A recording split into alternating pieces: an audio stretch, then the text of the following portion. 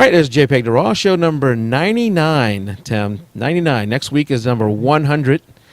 I can't believe it. I can't believe it. We're super excited. We have a special guest coming back next week, one you've never seen before. No, she beat me to the show. She is pre-Tim, and Tim started show number 4. Pre-Tim, so I can only convince half of there were 2 of them. There were two ladies. I can only convince half of them to come back on the show.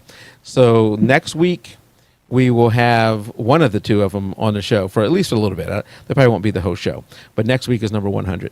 Tonight, though, we have one of my favorites, a guy who came on back in show number 35. Don't quote me on that. I think it's show number 35. To show us his amazing storm videos, photos. Amazing, and a video. He actually had a video, too, to show us. Mike Olbinski. Mike? Hey guys, thanks for having me back, and congrats on 100 next week. That's amazing. Thank you very much, and congrats to you. So we're going to go and talk about the Africa trip in just a second. But before we do, I want to talk about something that I am still kicking myself, Tim. I went and saw the movie Thor 2, and I stayed all the way to the end. And I always look to see, just by luck, is there anybody in the show credits that I've ever seen I know before? Like, is there a Mike Howard? There won't be me, but just to say, hey, look, there I am. Hey, Mike Howard. And I watched the entire credits somewhat. Must have been dozing off a little bit there. But this time there actually was somebody that I should have noticed that was in the show credits, and that's Mike Olbinski. It said Mike Olbinski Photography. Really? Yeah. Congrats, Mike. Yeah. So Mike, can you share us a little bit how that came about? And well, I had an amazing experience in early June when I don't know if I talked about it last time, but I do a storm chasing trip to the Central Plains, every year, every spring around the beginning of June. And so on this one, the first day we went out there, we flew to Denver and then went out chasing and ended up in Texas by like 7:30 or 5:30. I can't remember the time now. It's crazy. But we witnessed this amazing storm that I've been wanting to see for like 4 years every time I go out there. And so I got lucky because in a situation like that, even though I know what I'm doing, I was sure that I would forget to focus my camera for the time lapse or do something stupid and ruin it. But I got it perfect. And posted it online, and it kind of went viral. Like, I never thought that would happen to me again. The dust storm one I posted before went viral in 2011, so I didn't think, in fact, the first day I posted this, it kind of got shared around a little bit, but not much, and I was like, at the end of the day, I was like, well, I kind of liked it. I thought it was cool. And then some big blog caught it that night, and then it went nuts like the next 2 days. And so I've been licensing it a lot, and at one point, the guys at tornadovideos.net, they have a YouTube channel. I'm really good friends with them. They put my videos up on their YouTube channel from time to time. And they put it up there, and that's how Marvel saw it. And they were looking for some way to complete the scene in the movie without, I'm not giving anything away, but it was a very not climactic, because it was just a very big part of the movie, dramatic part of the movie, and I don't know what made him, think, but I don't know if someone saw that and goes, oh, that's what we need. But it'll be coming up, not this clip, I think it's the next one or the third one, I can't remember exactly. But they contacted me about it, and I have to say, when I saw this email from someone at Marvel.com, I kind of freaked out. I bet. So it's not, is it not the video I'm showing right now? No, this is it. Okay. It was just it was like the third clip. Like it was. I don't know if it was this one. I think it was maybe the third clip in this video that they licensed about 10 seconds of, and now you had just showed it. I think it's like somewhere like right around here. Now that you can probably kind of recognize that from the screen capture that you had on the other page, or if you scroll back up, you can kind of see how it looks like that. So they took it and cut off the bottom part. And I think I actually sent them the raw file, so I think they did the whole thing themselves and, kind of changed the color of the stuff. But either way, I didn't care what they did with it. I was just hoping that I would see it in the movie, and then it turned out to be in such a dramatic spot. It was absolutely surreal, and was an amazing experience for me because I wasn't allowed to talk about it, so I only had a few friends and family know. And they put my name in the credits, and that's not something they usually do. I asked if it was going to be in the credits, and they said, we don't normally do that, but I'll talk to somebody or whatever. So that was like probably unexpected. I didn't really expect that to happen. But I went with some buddies that night. They went with me, about 10 friends. One of the guys who storm chased with me on that trip, we got it together, and he was a big part of getting it because he kind of guided us to the storm and all this stuff. Yeah. And so he was there and a bunch of friends. And so everyone was like, when my name came up in the credits, we all started cheering. And then there's a bunch of people around us were like, did we just miss something? Like they had no clue what happened because it's like a Marvel movie. So you think you just missed some like big secret or something. And we didn't even tell anybody why. We were just cheering. So it was pretty fun. And I got it up now. You did a screen capture. Maybe you took a photo of it as your name came up. That's awesome. I'm glad you were able to get that. Yeah, I brought the big camera in, and there's one of my kids screaming right now through the door. But yeah, I did. I brought the camera in, and so I snapped some pictures of the scene in the movie where it appeared, and then the credits too. So okay, I had to. Sure, absolutely. You're lucky they didn't throw you out for taking a picture. I did edit that screen capture of the scene in the movie and took some stuff out that would have given away some things. So I didn't want to spoil anything. So I won't ask you the question I'm sure everybody wants to know, but I won't even ask you, so you don't have to worry about declining it, which is how much. But I will ask: was it something where you negotiated at all, or it was here's what we're going to pay and that's it?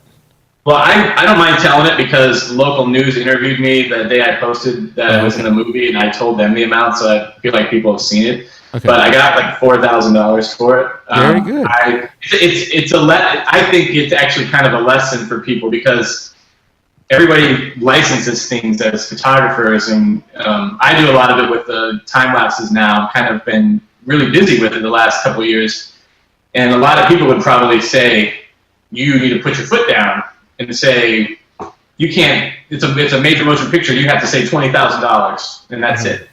And in our industry, a lot of people say you can't give away stuff for free. You need to stick to your prices no matter what. You can't be seen as cheap. But a lot of times in this world of licensing, it's really dependent on their budget and what they're willing to spend. And they can get time-lapse material from places like Getty and stuff for $3,000. And if you say, no, $20,000 and that's it, I mean, you could get lucky if that's what they really, really want. But you don't know. So anyway, but they offered me like $1,000 to start, and I had already in my head I had paid off my student loans when I first got the email. I'm like, oh my God, student loans, my Jeep is paid off. Like this is amazing. And then they came with $1,000, and so I negotiated it up, and I think I got more than they usually pay for things like this. At least that's what they told me. I kind of believe the person I was negotiating with. Were you ever worried that crap, I could miss the whole opportunity? Because that's the fear I would have is if I ask too much, they may just say forget it. We won't even give you the $1,000 now. Right. Well, and when they offered me $1,000, that's what I was really afraid of. I'm like, well, I can't say $10,000 or $20,000 because they're going to be like, this guy's nuts. Yeah. But even I counted with 5, and just doing that was scary. I bet. Because I would have done it for $1,000 to get my name in the credits. Sure. And have this part of the movie, but I didn't really want to get ripped off, and I didn't know how bad they wanted the footage, which is kind of that's the thing you don't know is they could have been like, man, we would pay $20,000 for it because that was important. And when I saw the movie, now that I look back at how big of a scene it was, they may have paid more for it if I had put my foot down, but I don't know that. And the results, people being excited about it and how it kind of got shared around, it's been totally worth it. So it was a decent amount of money, so I'm not complaining about it. No, and it's not like it's not an opportunity that comes around every day. So I can understand. I would be very nervous about losing the opportunity. So yes, yeah. I was nervous about it. Well, I think you did an amazing job capturing it. 2, a good job of not just taking the first offer, actually, going back on them. So that took a lot of. That was very brave to do, and congratulations on getting the video in there and for getting a little bit extra too. Thank you, I appreciate it, guys. Yeah. Now I'm going to have to go out there and actually look at the movie. It was a pretty decent movie. I thought it was pretty good. I was probably biased though. I think if you like Thor 1, I think you'll like Thor 2, which we did. Yeah. Even one my wife went to. So my wife doesn't. I thought it was pretty much the same vibe of a movie, same quality. It was, and I laughed a lot. We saw it at the Thursday night 8 o'clock show with everybody in there is a Marvel fan, so there was so many great funny moments, and it was a lot of fun. Sure. No, it is, and they do a good job of mixing in some laughter there too. Yep.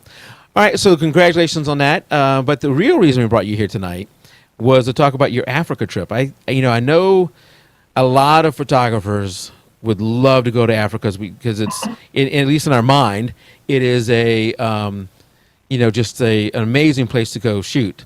But you went on maybe a little bit different type of trip than what most of us think when we think Africa, because we always think wildlife, out there. And I think so. We think wildlife first, people second, is what the average person thinks when they think Africa. But that's not what you went for. Can you tell us a little bit about how the trip came about and what you were going there for? I have to start it off by I'm going to talk just a smidge about this kid. Yeah, Austin. absolutely. Yeah. His name. Oh, go ahead. No, absolutely. Yeah, I want you go ahead and talk about him. Austin Gutwein. When he was 9, he started a charity called Hoops of Hope, and it was a big deal a while ago. It was he was on like CBS Sports. They came out and did a whole story for him. His first trip to Africa, he had, I think, ESPN and CBS or something with him filming the whole thing. Like, it was a huge deal back in the day for him. And he basically started by shooting free throws to raise money. He shot like 2,000 free throws in a row and raised money for it and got on the local news. That's him right there in the photo. And that was when he was 9, and now he's 18. And his charity that he started and his family helps run and he hired people has raised like millions of dollars since then. And like all these kids and like this school and stuff is all things that his charity has helped build, along with World Vision and people on the ground over there. So anyway, so now he's 18, and last year I, through friends of a friend on Facebook, I ended up doing his senior pictures where I kind of learned a lot about him. And then they had mentioned something about they go to Africa and they, wouldn't mind like having a still photographer go. And then I did their family photos in December, and they brought up again, and they're like, "You ready to go?" And I'm like, I had kind of forgotten about it. Like I wasn't, you would have thought on that photo shoot I would be thinking it the whole time, but I wasn't. And I'm like, yeah, I'm ready to go. And so they invited me to go along. I took a lot of planning on their part to get everybody on board with what they do and schedules and all that. But so that's kind of how it came about. They've always had a video guy go, but they wanted to have a still photographer this time to just kind of capture the things that they're doing. And I don't know, it was amazingly blessed and lucky for them to want me to go along. Yeah, so I know you got to get a passport and all that kind of stuff, but you have to get shots and what all is the stateside preparation you have to do in order to go? Well, yeah, I had to actually renew my passport because it had expired. It would expire in February of this year, and we were going in July. So, and they had to book the tickets right away. Sorry, that kid was great, and that he's a funny boy a lot. He was kind of a troublemaker too, but I had to do a rush passport, like rushmypassport.com. There is again.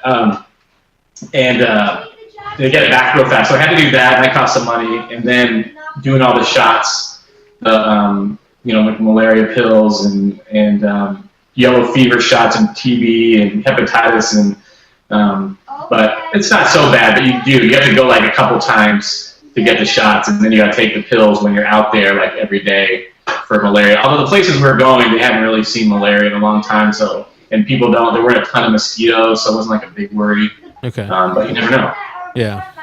Now, was this all covered by the charity, or did you have to do this on your own dime? No, they covered it. I mean, there might have been some stuff that I just did and forgot to report back on what I did, but they reimbursed me for everything. It was, basically, I didn't make any money from the trip. They just paid for the entire thing, and all my food and all my expenses.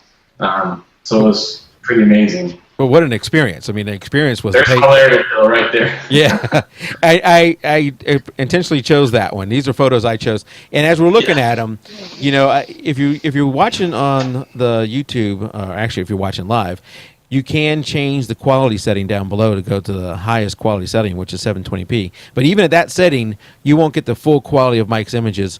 We'll have the links to his images, which is really easy to find over on his blog, where you can see all that. And he's done a lot of write up on all these things. So I was, as I'm getting the images, I'm reading a lot of it also, and I came across that malaria pill. So I just picked.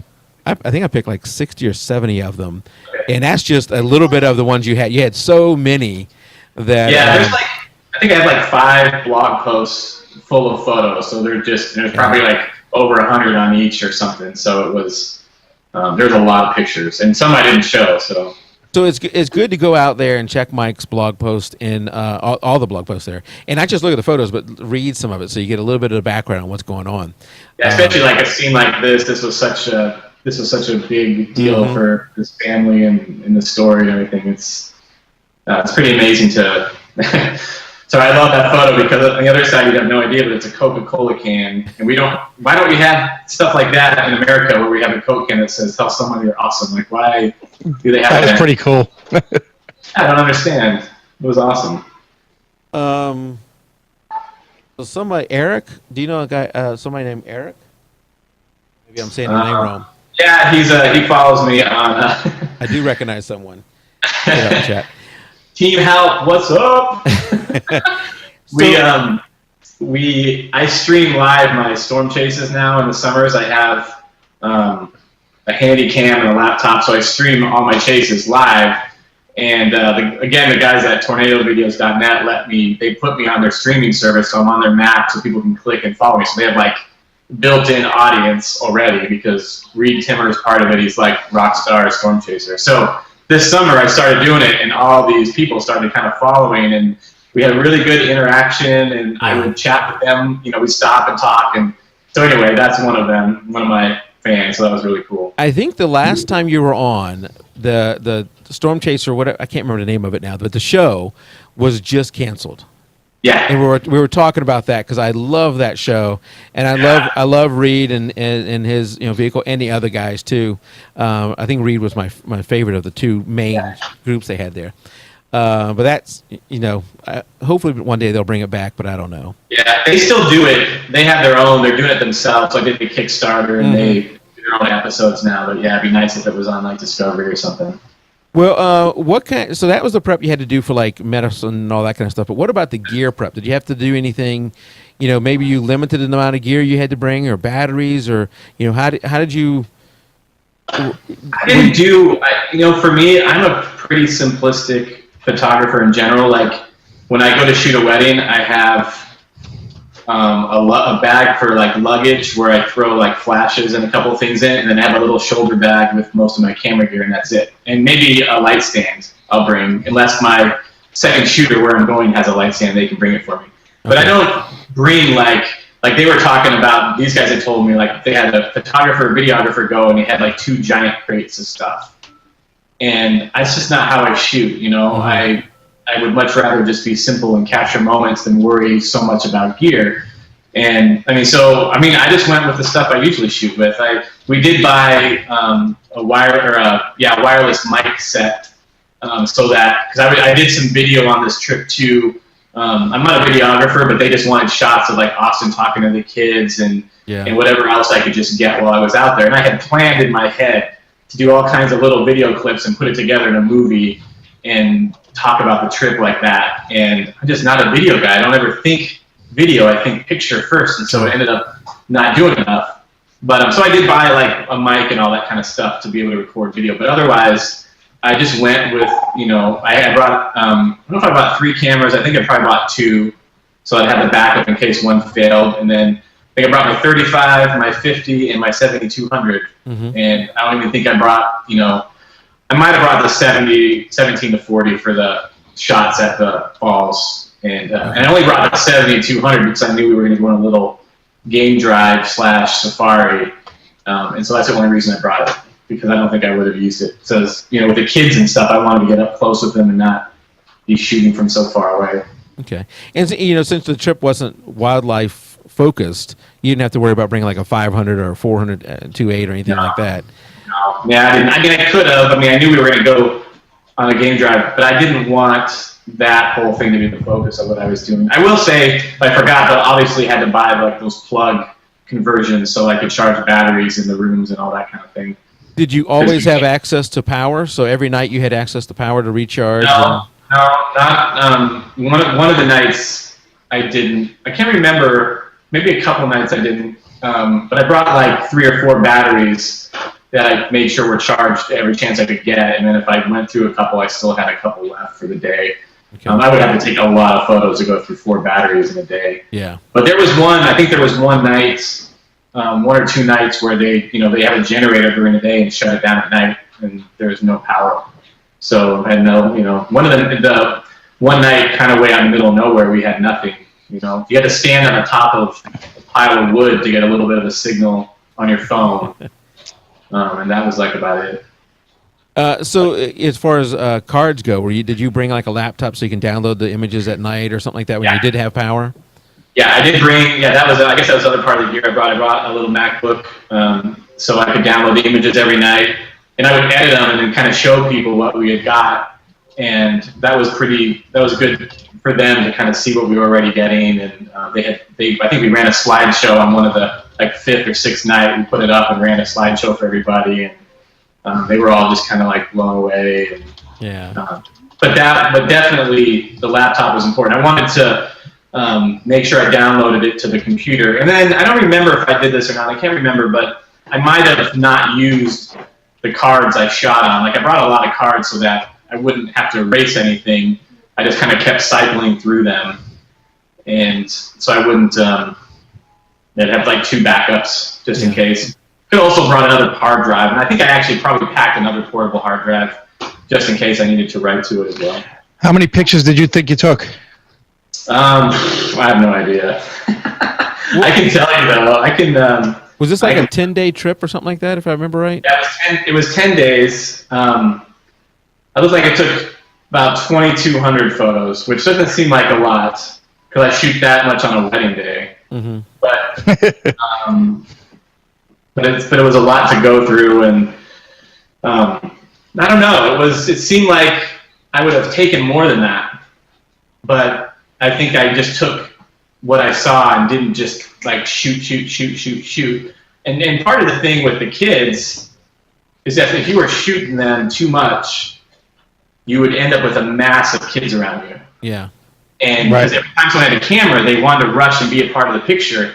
And at some point, you can't have 60, 70 kids standing right in front of you because then it's chaos. Mm-hmm. And as much fun as it is, you kind of like I would take some pictures and then like go on to something else, and I just wasn't, and I didn't necessarily want to just take pictures the whole time. I wanted to interact a little bit, which was kind of difficult. I still just mostly took pictures. But did you ever find yourself wrapped up in a moment where you are sitting there watching it, and then all of a sudden realize, crap, I should be taking photos?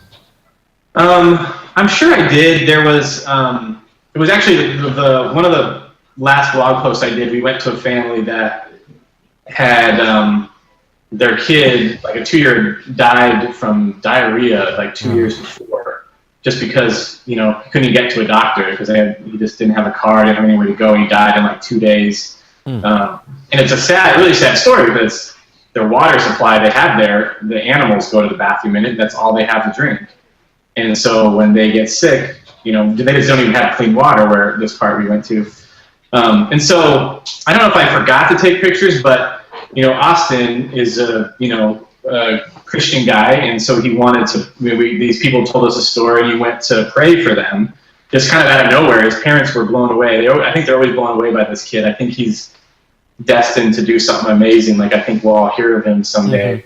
Mm-hmm. But he just got up on his own and put his arm around the dad and started praying for him. And I wasn't that I thought, oh, I need to take pictures. It was just that I felt weird taking pictures, but I knew it was like an important thing to capture. Yeah. Like I should take pictures. But I think I was pretty focused. I was there to do that, and they paid for the whole trip. And so I really was always thinking like what I could capture for them and not, miss anything. But there was times I kind of wanted to stand around and watch a little bit. Yeah, absolutely. But I was going to add one more thing. It's a little bit tricky to go as a photographer and also go someplace you've never been and just want to like sit and hang out with the kids and have it be super comfortable. Like it wasn't necessarily like the easiest thing to like, hey, I just want to sit and talk to these kids where they don't maybe understand English and I don't know what they're saying. And it was, you know, I probably if I was there a while, I could be more involved with them. But man, the people that I went with there were some people from Intel there that built computer labs and these people from Hoops of Hope, and all they wanted to do was just go there and hang with the kids and like play soccer with them and just be with them. And I was blown away because I'm like, I don't know if I'm necessarily built that way. Yeah. But these guys were like, they just blew my mind how amazing hearts they have to just like hang with these kids and be with them. They felt totally at home there with the kids. Yeah. In the photos, I kind of got that impression from Austin that he felt, you know, just like he was walking down the street and going to meet some buddies. Yeah.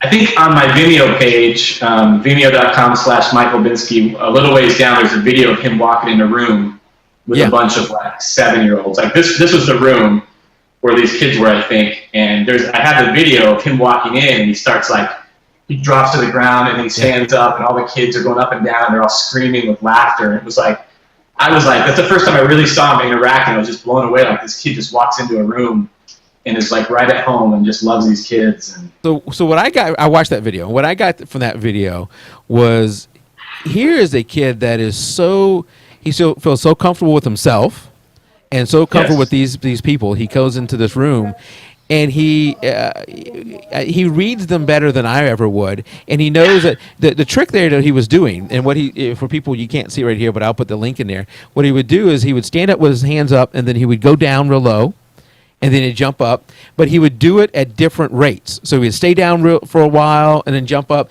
and the kids were like on edge, not knowing when he's going to jump up next, and when he did, they would jump up and they'd be so excited because they were trying to do it with him. And for those kids, they seemed like they were just having a time of their life just with that little game he was doing. Yep. Yeah, I don't know. They did. It was amazing. Like that was the first day. I think the first school we went to, the first real school I had been to, and so it was just amazing to see him do that. But to see their like response to him and how like everything they did, they just wanted to do, and then I think they clapped too or something. Yeah. And it was just. Their joy and happiness and all the smiles on their faces were like insane. You got to watch that video. Yeah, I had to post it. That's the only one I really posted from the trip because it was like it just blew my mind. And did you take that video? Yeah. Yeah, that's great that you got that because that was awesome. So, what would you say was the highlight of your trip? And this picture. The soccer picture, the one we have up now. Yeah, I don't know if it's a highlight, but it was like that was like halfway through the trip. This was the place where there was no electricity. The cell phone coverage was like minimal. There was no internet or anything. And that's where we slept in like a bunkhouse with like 8 beds. Everything up to then had been a little bit nicer. And so I think at this point I had kind of taken a break and I was playing. There was a soccer ball out in front of the place we were staying, so I started kicking the ball back with some kids that were just standing there watching us. They weren't part of the place we were living, they were just like neighborhood kids that walked over. So I started kicking the ball back and forth, playing with them, and then someone said, let's go to this field and play soccer because they had done it the last time they were there. And so we walked over to the field and we started just playing soccer, and then you saw the sunset. I took a few photos before I went out there, and then I gave the camera to Austin's mom and started playing. At one point, I just stood there, and like the sun's going down, and it's all like orange. There's all these kids running around playing soccer, and I'm like, I am in the middle of Africa. The sun is going down. It's beautiful. There's kids. I'm playing soccer, and like halfway around the world. Like if I wanted to get home right now, it would take me 2 or 3 days to get home, probably. Mm-hmm. And I was like, that was like a moment where I teared up. And just like couldn't believe like where I was. I'm like, this is absolutely incredible. And so I think that was kind of like the highlight of the trip. I mean, just being there and these kids and kicking soccer, like the sun was it kind of like put it all together. It was about halfway through the trip, and I was a little bit nervous to start the trip. So I think like around this time, it kind of was like I had done it and I was calm and relaxed and just kind of like took it all in on this day. And I don't know. It was a big moment. And it's a great capture too. It's the soccer ball up there in the air, the sun setting. It's the silhouette of the people. Yeah, it's an awesome capture. Something I like to do a lot with my family sessions and weddings. I do a lot of silhouette kind of shots like this because I always feel like they tell a story. Instead of pulling out a flash so I can have the sunset and them lit up, I'd rather their silhouettes tell a story. And so being able to go to Africa and do a shot that I love like this, where you can see the kids on the ride and the ball in the air and the sun setting was, it's like a dream for me to be able to do something like this. It's a great shot. Yeah. Thanks. Now, so that's the highlight. Any low points or where you were, got a little nervous? Did you ever feel unsafe? No, I don't think I ever felt unsafe. I think just a low part for me, and maybe other photographers will probably understand this, is just, when we got there was 2 days of kind of being in the big city before we went to the schools on a Monday. And so there was jet lag, and I took pills every night, but the second night I didn't take one, and so I was up at 2 a.m., and I couldn't go back to sleep. And so I was on Facebook and seeing storms back home and like being stupid about it, going, oh my God, I wish I was there. But it was just being nervous about, I had never done this before. Mm-hmm. And I'd never been to, where kids are hungry and need things, and I'm supposed to take pictures of these kids who are in need. I feel like, in my brain, I thought like I'm being kind of exploitative, however you would say that. Like I didn't want to exploit these kids just for pictures. And I'd never done it before, and I was just, the whole thing was kind of nerve-wracking. It was almost like this thing where you don't know what the experience is like until you experience it. So beforehand, your mind is just kind of going crazy, like you just don't know what it's going to be like. And so you don't even know if you're going to be good at it, and are you going to screw it up? And so it wasn't until like I finally started taking pictures of kids that I kind of like especially this first night where we walked, like that picture was like one of the first nights we were there.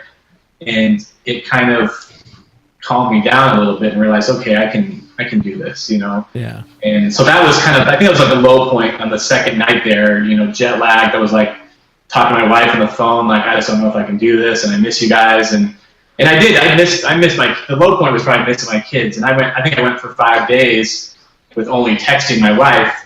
That's another thing that you would prepare for, is that I got like Verizon Wireless is like Zambia add-on or something where you can, get internet for like $25. It's for like 100 megabytes or something like that, and phone calls are only $2.50 a minute. only. And then a text is like 25 cents to send and like 10 cents to receive or something like that. So all that stuff costs money. So for 5 days, I didn't talk to my wife on the phone. We would just text a few times a day. And I had done FaceTime with my kids on the first couple nights, but then it was like basically 7 days of not seeing their faces or anything. And so that was pretty hard for me. I'm around them all the time. So, and not be able to talk to my wife for 5 days and just texting was a little bit weird. You definitely feel isolated and like away when you realize 2 or 3 days to get home, and I haven't talked to my wife on the phone in 5 days, and you just really feel, like you have left everything behind. Well, so you were well accepted over there by everybody then? All the kids and everything, no issues? Yeah. The kids love that. It was amazing because everywhere you go, they wave at you. And when I came back home, I'm like, why don't we wave at each other here? Like I drive down the street and people just give you dirty looks and they don't wave at you. But they were, and I don't know if they're used to seeing people like us because people come in there all the time and probably try to help and do stuff. But I never felt. And Zambia is one of the safest countries to visit in Africa if you're going to Africa. It's like the safest place. They've never had a war there, I guess, or anything, or at least no civil war or no war. So it's one of like the safer places to go. And it was amazing because we would sit in the back of these Land Cruisers and drive by kids, and we would just wave out the window to everybody we passed, and they'd all get big smiles on their faces and wave. And we'd stop and see random people, and they would they'd let me take pictures of them, or they would be goofy. And it was, I wasn't, we were well received, but they had been out there before, so they probably knew us a little bit. Okay. And as much as the minutes cost and the texting cost, the fact that you can be in the middle, somewhat in the middle of Africa, and Yeah. still be able to text your wife back in Arizona. Yeah. That's pretty amazing. Yeah. Well, what's funnier about it, the funniest story I had is that we would be in like a meeting out there with the people from World Vision is like a big, you may have heard of them, but they do a lot of these kind of things across the world, and Hoops of Hope is kind of a small group. And they'll like funnel their money to World Vision, who does stuff on the ground out there. So we would be meeting in a World Vision office, like in the morning or something.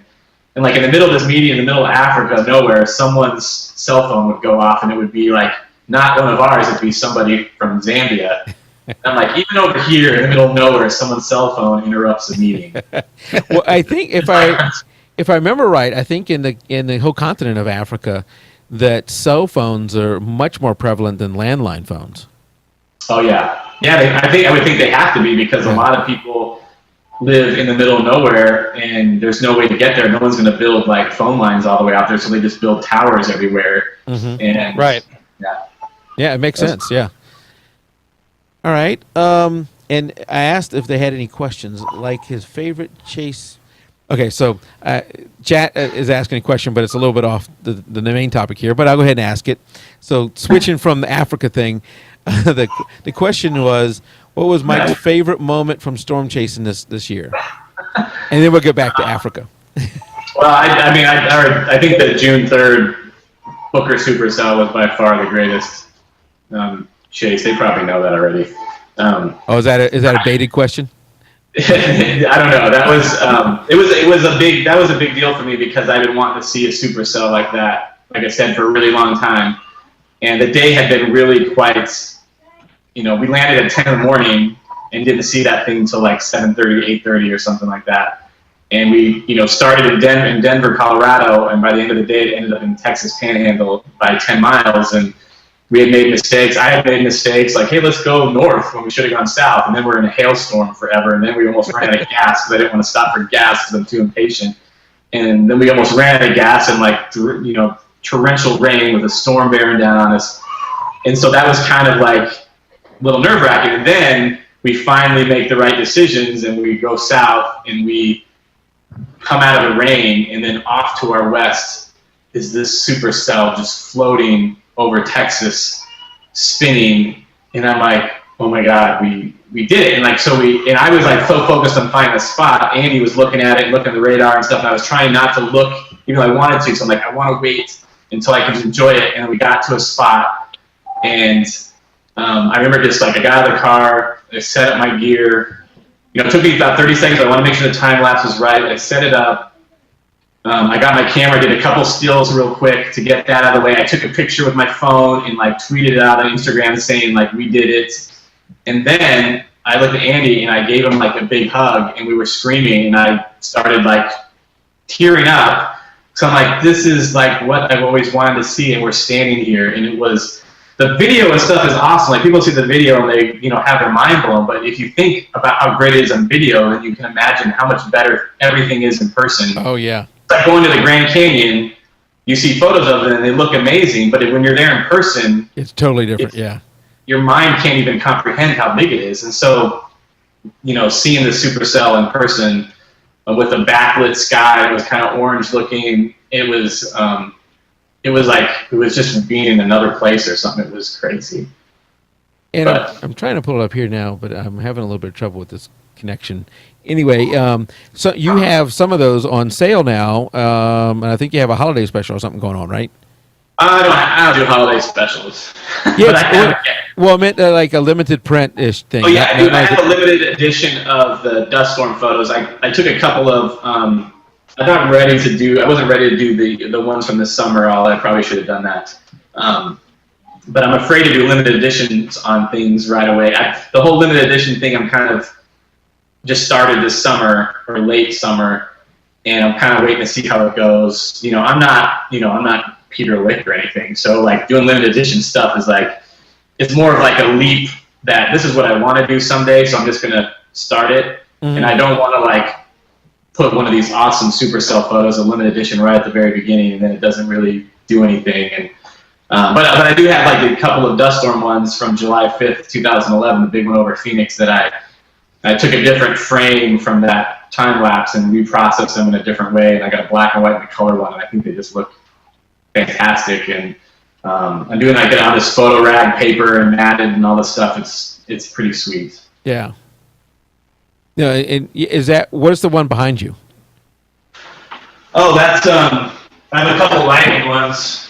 This one's for sale on my website, but it's just a big lighting one from a couple years ago. You may have seen. I think we had that one on the. I think we had that one on the show. I don't remember the car lights, but I remember something like that. Yeah.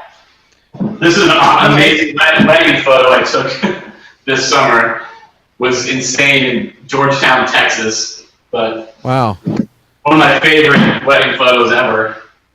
But yeah, so I've got a bunch. I kind of redid the gallery. I kind of changed my philosophy on printing this year. I didn't want to do like canvas and like print where people just jump on and order print and it gets sent right to their house. I wanted to make these things special. So if you go on and buy something from me, I'm going to see it first. If it's going to be a matted print, I get it done at a local shop and I go look at it and then I send it along with a story on the back and sign it and all this stuff. I just don't want to do, I guess, kind of what everybody does, which is have a gallery up there and you sell your photos. And, everyone's doing the, Christmas discounts and stuff right now. And I don't know, sometimes I don't want to, I feel bad or something if you are, selling your stuff at cheap just because it's Christmas when I think most people's stuff is worth more than that anyway. And you should just sell it for what it's worth, right? So there's a question out so people keep saying HALP, HALP out in chat. What is HALP? Is it something you can say? It's a weird inside joke where we were on the hunt for hail all summer in Arizona, which it happens a lot, but you don't always see it. Yeah. And so I don't know, someone I would do something, like I'd be stuck somewhere and someone started with help, I'm stuck. I'm hoping I remember right, because I'm driving all the time and this is all going on in the chat room, so I don't always, but then because it was such a big deal to try to find the hail and then people were saying help all the time, it became help. So I don't know, but it's been funny. So anytime something happens bad, people go help. If I'm in a big lightning bolt strikes real close by or something, they throw up, and then they just call themselves Team Help after a while. I have to say, it was really fun to do the streaming this summer, and I had no idea the interaction I would get. And I think that there's a lot of people that stream their storm chases, but they don't ever interact with the people watching, and so I'm missing out on a big thing, I think. And I had a lot of fun talking to these people. They would kind of some of them would look up directions for me, how can I get from here to Globe or something? And I didn't always need it, but they would look it up. They were so helpful and supportive, and it was pretty cool. So is this something that anybody can watch live like this, or is this free for people to watch it? Yep. I think there's because you go through tornadovideos.net, they have advertisement that will pop up every now and then during it or beforehand, so that's how they pay it. But it's free. If I wanted to watch some of that live, would I just watch you have a Facebook page, or would I watch the blog? Yeah, I try to put it up when I'm going out. I try to put on Twitter and Facebook that it's up. I don't always remember to do it, or sometimes I just don't want to sometimes I don't want to advertise I'm not chasing or where I am right away. I want to wait till I get there because I don't want anyone to follow or know what I'm doing, but I don't really care about that too much, actually. The tip there, if we want to follow you, we need to be following. Want to follow when you go out to chase. We need to follow you on Twitter and watch your Facebook page. We have all those links for everybody, so they can do that. It's pretty fun. I mean, it's Arizona. I kind of think I can't believe people want to follow me along in Arizona because we don't get tornadoes and the supercells, but a lot of people just love the weather.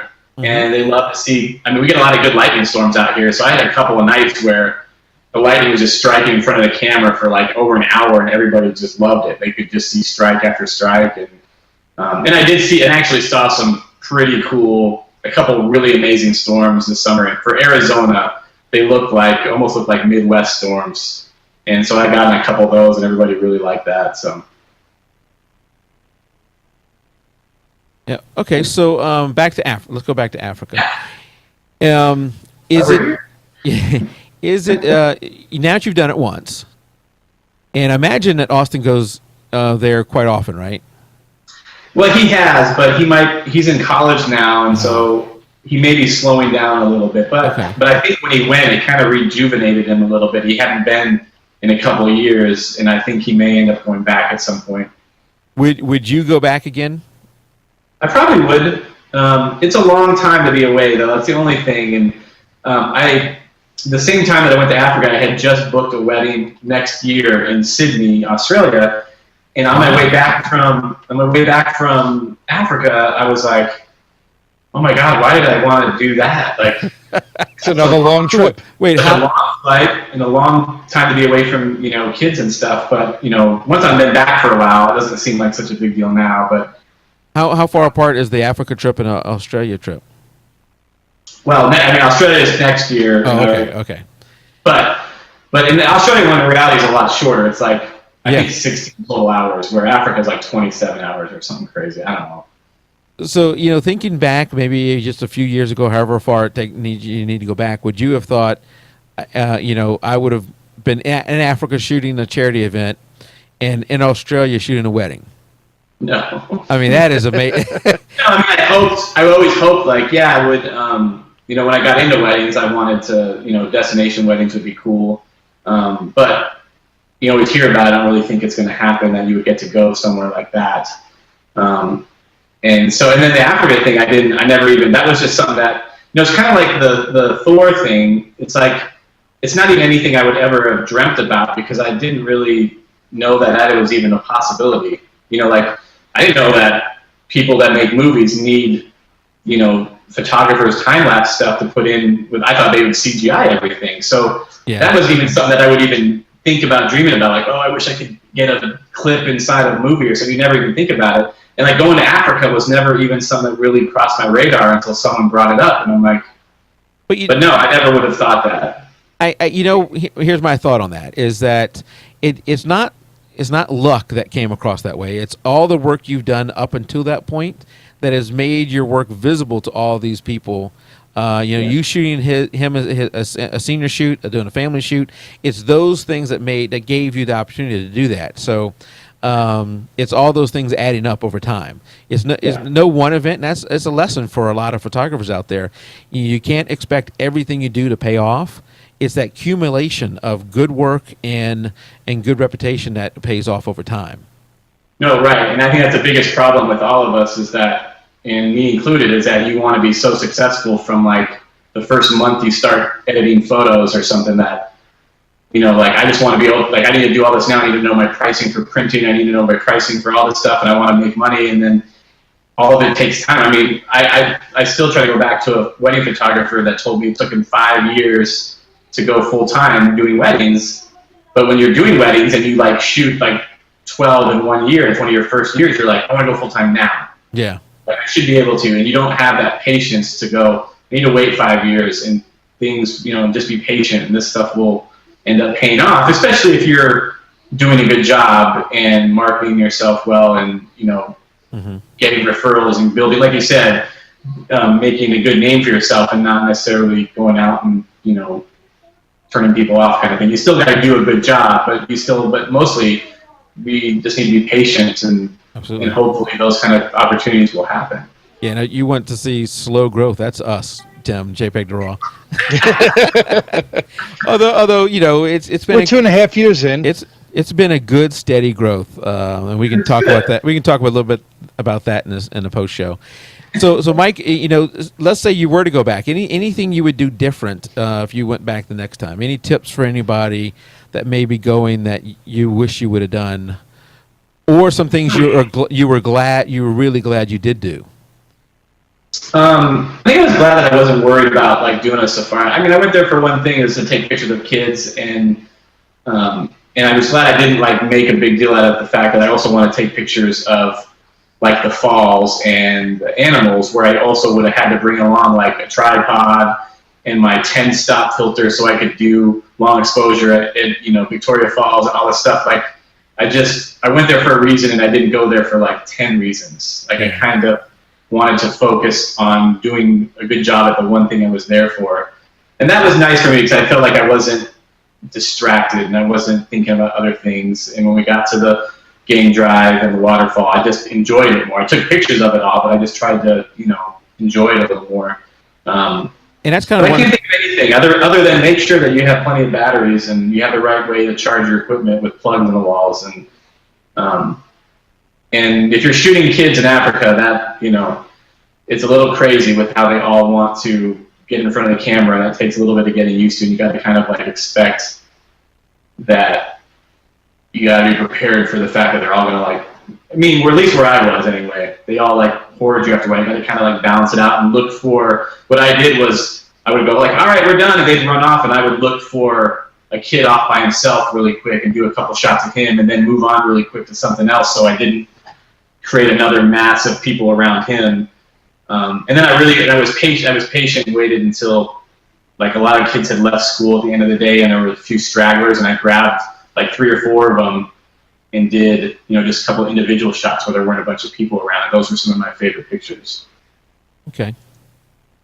But I can't think of anything that went wrong or anything. I just got to go there and take it in, be patient, and you know. There's a question. There's a question out in chat about well, 2. So let me ask the first one. What happened when Austin prayed for the child? How did the parents take that? I think they were crying. I think both of them were crying when it happened. It was kind of, I was a little bit around, you know, walking on the outside. But that was something that, you know, you alluded to before about how he's so confident in who he is.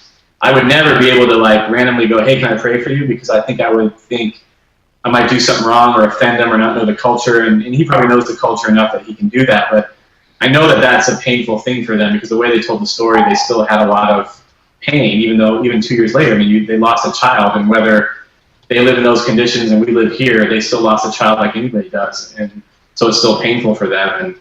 And everybody was crying when he did that. I mean, they were, and all the other people that were there, his parents and World Vision people, everybody was, I don't know. It was an amazing moment, because no one planned it. You know, it wasn't like a scripted kind of thing. It just happened, and it was beautiful. That is amazing for a kid his age to have such composure and feel so comfortable with himself and the surroundings. Yeah. You're right. You know, I thought about that. I read that post where you talked about he's, you know, someday going to be a senator or president or something like that. I thought he was going to be a lawyer. Now he's going into like ministry or something. So I don't know if he's going to be the lawyer that would end up being the senator. But you know, that's exactly what I thought. Was the only thing that would derail him from something like that would be the fact that he would see greater good in continue what he was already doing in some form or fashion. Which would be great. Yeah. So I always thought it was funny that he wanted to be a lawyer anyway. So I think changing to ministry and maybe still helping people seem like what he's meant to be. So we'll see what happens. I can't wait to watch. Like it's awesome to be friends with him and get to see, you know, get to watch like the next 15, 20 years to see what happens and see what he does. That's awesome. And then the last question, because we're coming up on the end and we have a few things to do here at the end, is why don't you talk a little bit about the wildlife that you saw there? You know, let's see. I kind of closed out some of the photos. Well, I'll say that we didn't get to go on a real safari. So that was my only thing that I would do differently next time. We just didn't have enough time, because we were there for one thing. And so at the end of the day, we did like a 3-hour game drive thing around. We were in Livingston, where Victoria Falls is, and it's kind of a tourist town. And so like the hotel we stayed at is inside this wildlife preserve. So like giraffes there was like zebras walking through the resort. So wow. Like one hand you're like, I don't know if I really want to post any pictures of zebras walking through the resort, because I really wanted to get them out in the middle of nowhere, not, you know, where they just don't care about anything. But the wildlife is pretty cool. I think the coolest thing we saw was we saw some rhinos where they kind of took us out, and we got to get out of the bus and walk up about 30 feet from some rhinos. And it was like, I think a mom and a dad and like a baby one. And it was kind of cool to at least be out of the vehicle and walk around and see them. But elephants were really cool too. You had some elephants. I was reading somewhere where you had some elephants, and you had to start back. The guy had to start backing the bus or the Jeep up or whatever it was, because that was actually probably the most nerve-wracking thing on the trip, where you're like worried about the people or how you're accepted. Was these elephants, where we were driving close to the gate, and also they all started crossing the road in front of us, and then one of them stopped and looked at us. And then the girl driving the thing, she wasn't, you know, like a safari game person. She was more of a tour guide. So she started like backing up, and we're like, okay, should we be worried right now? Because they were, I mean, the one we saw was, I mean, he was taller than our whole vehicle. I mean, he was gigantic. So it was, that was a little nerve-wracking. I'll never find it live, and I don't have that photo done. So that's okay. people will have to go and just look at it on your blog there. Yeah, it's one of the last ones with the game drive in Victoria Falls. It has a bunch of those photos in it. Okay. Yeah. So I got some of the falls and some of that kind of stuff, which was amazing. But you have to get people have to go out. I don't know how you photograph Victoria Falls unless you're up in the air because you can't get all of it. I mean, it's just too big. You know, it's it looked massive from the photos you took, and that's one of the things, like you mentioned before. No photo can do justice to a place like that from what you see in person. And the scale just can't be matched in a photograph. No, and also it's so misty there from the waterfall and coming up the other side that your camera gets wet pretty fast. So I think it's got to be difficult there. You got to know the right time to go. You got to be there a while to kind of figure it out and know how to shoot it. It was pretty interesting. Okay. All right. So if people want to find and follow Mike Olbinski, not Mike Howard, where should they go? Well, there's a website right there. Oh, whatever. I can't point to it, but that website. And then, I mean, my name is basically what I use everywhere. So Facebook.com/Mike Olbinski Photography is my fan page, and then Mike Olbinski on Twitter. MikeOlbinski.com. Trying to think. I think probably Mike Olbinski on Vimeo and everywhere. 500 pics. Who knows? Everything. And now that I've spelled it a dozen more times, I can spell it really easy. And once you spell it once, it's really easy. But for anybody who's listening, because for whatever reason, we have a lot of people who want to follow us audio only, so they don't see the video. And I know a lot of people don't go to the website to see the show notes. But all the links Mike just talked about will be in the show notes and anything else I can find. But Mike is real easy, MIKE, and then it's OLBINSKI, Mike Olbinski, real easy to do that. It's actually Mike Olbinski. Olbinski. Okay, so I can spell it, but I can't say it. Yeah, no one can say it. Don't even worry about it. Nobody in the history of mankind has been able to say it right. So. Well, I'm I got the Mike part. I am habitually bad. I hope you get that right. I hope you get that one. Yeah. All right, Mike. Well, thank you for coming. And if you want to hang out for a little bit, we're going to do right now. We had Chris Todd from Flern on a while back, and we did we got a video from him. I think it's the Photoshop 101 Pro Photoshop 101 video that we're going to give away tonight. And Mike, why don't you pick a number between 1 and 20? And that person will win unless it's me. That's so difficult. 11. I don't know why. Right in the middle. It goes to 11. Well, let me recount because I messed up. 1. Yep, Nick Williams. So Melissa Sanchez was out there in chat. I don't know if she still is. Melissa, you were number 10, by the way. When I was counting down, Melissa won like our first 2 giveaways ever. In a row. And I was starting to think, what if we do like the next 10 and she wins every single one of them? So I think she felt a little guilty and she didn't she didn't enter the next few giveaways. And I said, no, you can keep entering. And if you win, you win. I'm not going to. If you're lucky, you're lucky. Yeah, period. That's just the way it is. So Melissa is one of the luckiest people I've ever met. Or this way you can say she's one of the unluckiest because she was one off. She was number 10. Number 11, the one who did win, is Nick Williams. And Nick, I don't think you're out there in chat, but I'll post it in our Facebook group. So congratulations. And guys out in chat, thank you for coming. Next week, as I mentioned, we will have a special guest on for at least part of the show. You have to come, and you've never seen her before. I'm not sure. You're supposed to say my name, Melissa says. Not sure that she's going to have a lot to share because a lot has changed in her life. But I think it'd be interesting to have her back on since y'all have never seen her. And there's a lot of stories. So Mike, I'll tell you this. The first 3 shows were audio only. So the very first show, I got 2 people I knew to come on because I needed, needed to feel a little comfortable with this. Yeah. And they come on, and one of them was wearing a headset. First they come on dressed as characters, and no one else can see them. One come dressed as in complete camo gear. And these two ladies. The other one came dressed as Wayne from Wayne's World, and she's wearing a headset, and it has a mic on it and everything. And I say, I'm not sure you're coming through that. Your audio sounds really funny. And she goes, oh, it's not plugged in. And I said, what? And she was wearing her Xbox controller headset. And it wasn't. I said, then why are you wearing it? She goes, oh, I just thought it looked cool. So, but it was really a hilarious show. The audio had a lot of issues in it. So it's funny, even today, people still download that thing. It was a great kickoff show. And That's cool. yeah, the one who agreed to come on for show number 100 did it back probably around the time you were on last, Mike, around show 35 or so, thinking there's no chance they'll ever really get to show number 100. But the second lady decided, I'll never come on a show now that you have video. And they're both really decent looking ladies. I mean, there's no reason for them to be shy of the camera, but I think that she just didn't want to have it on. So I made a good point today, because I saw the one that's coming on next week. I said, you know what tonight is? Tonight is show number 99, which means Next week you're on.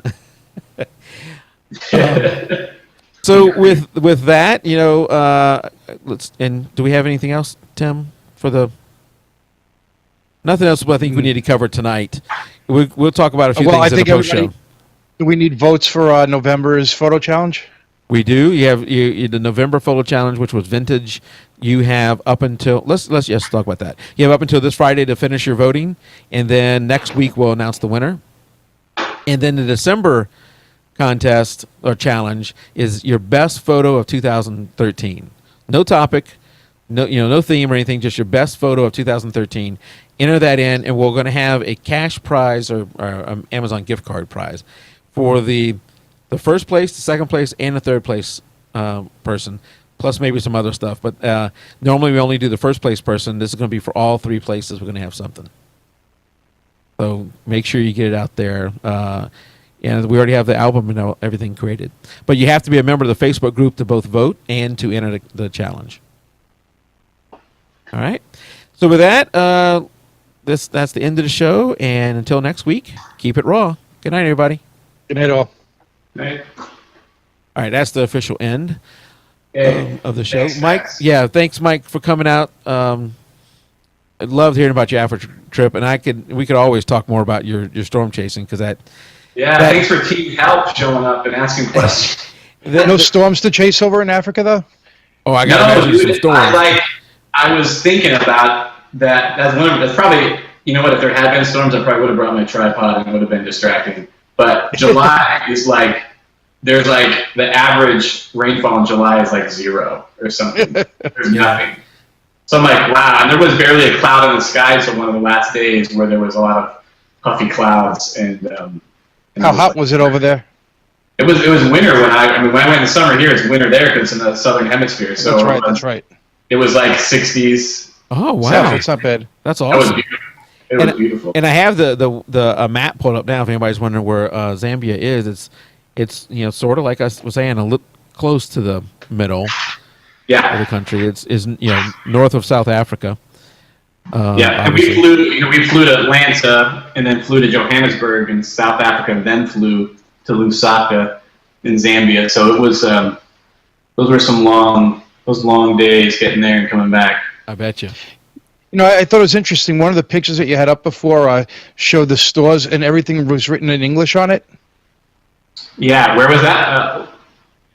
That was one of the pictures that Mike had posted earlier. All right, it was two stores side by side. Yeah. Well, a lot of people there speak English. It's there you go. There's a store. One of those things that makes me feel bad as American is that everybody else in the world learns how to speak English, but we don't learn how to speak their language. Yeah. And I was fascinated by the computers they had over there, and Yeah. So I don't know about you, Mike, but ever since I had kids, I've become particularly emotional about children. So Yeah. I think before, when I was like a teenager or in college, and I'd see a mom walking down the street with her young child, I would have drove right past them, never thought a thing. Now when I see them, I just worry about that young kid. Is that mom holding on to the kid properly, or maybe it's the dad? You know, I don't want to just say moms Yeah. or the dad. Are they holding on to him properly? So when I look at these kids here that you took the photos of, I see, you know, just the joy in their face, which is amazing. But then I start thinking about, you know, it's not. I wish all kids could grow up with the same opportunities. With, you know, some of these kids are growing up with challenges that are of no doing to themselves, Right. and you know, you just wish that they had some of those same opportunities. Yeah. No, and I try to. That's kind of the hard thing, but part of me wants to. I was listening to something. I don't know if it was my pastor at my church talking about, or maybe it was. Oh no, I watched a documentary called. It was like Happiness or something, or just Happy, but it was that people, like groups of people living in like these little villages in the middle of Africa, where all the communities like live close together. Everyone lives in like a same house. They were like inherently happier people than anyone else in the whole world. Yeah. And it kind of blows your mind because like we want them. I mean, the kid dying from diarrhea because the water was bad, that sucks. That shouldn't happen. They should have clean water. You know, that's unfortunate, and we don't want that to happen. But at the same time, like sometimes they don't necessarily, like sometimes I don't know if I should feel bad that they don't have the same opportunities I have. They're just in a different world, and they're just as happy, and they're just as fulfilled. I don't know. I mean, I guess you have to I would have to know like how they feel. Do they sit there and feel like they're missing out on all this stuff? I know when they play with these computers that it blows their minds and they love it. Well, so maybe they do. Maybe they heard enough of the outside world and what happens that they do regret not having like these opportunities, and they need them. here's what I would say about that, or here's my thought on that is. I think kids are resilient in that as long as they're not being, you know, abused and, you know, in an abusive situation, they are resilient and they will have fun in just about any situation. You know, I know when in a totally different situation than in Africa, but like when I would go play, my older son would go play soccer. My younger son, you know, we'd bring a toy from or whatever, and he wouldn't play with the toy. He would play in the dirt. So if he had dirt there, he was happy, and he would entertain himself with the dirt for the hour and a half long soccer game. So kids can do that, but I think as they get older and as they become maybe parents, then at some point in time between from they're a kid and when they're a parent, that's when they realize all the stuff, some of the stuff they're missing, or they wish they had other things. And the thing I love about, we got the photo of the kid up here right now. I think the thing that really helps a society, and they can decide on their own where they want to go, is education. Is the fact that they're being educated, they can then decide, you know, and help. As long as you don't have civil wars and stuff, that, you know, that's one of the things that, you know, education is not going to help much there in the short term, at least. I don't know what you do about that. Right. But, no, I agree about that. I think you're right. I think, you know, I think what it was that I wasn't there like necessarily would feel sorry for the kids, like for where they lived and what they had, because they were so happy. That I'm like, I don't feel like I should feel sorry for them or feel bad for them, because I feel like this is their home. This is where they live. They're probably proud of where they live and who they are, and they're just so happy that you can't think that they're in a bad place. But you're right. It's for them to have the education to then make, you know, those computers that they work on there. There's only like a couple schools in Zambia that you can even go do that. Like people. There's kids from, like, we went to Livingston, was where we left, where Victoria Falls is. There's, like, big resorts. It looks all fancy. There's kids that live in that town that go all the way out to Twachianda, which is in the middle of the bush where there's nothing, just because they want to go to that school because they have a computer lab. Mm-hmm. That's, like, why they go there. And because most of those kids in that country don't even see a computer until they get to college. And so these kids are, you know, in fourth grade seeing computers already. So once they get to college, they're going to have a major leg up on other people. So they already know that kind of thing. And that kind of blows your mind, because my little girl has been playing with my iPad since she was like 3.5. So yeah, it's amazing. And speaking of things like that, I remember I read the story about this photo that I have up now. It's, you know, you're at a resort, and these are probably these are guys who are more like actors, I guess.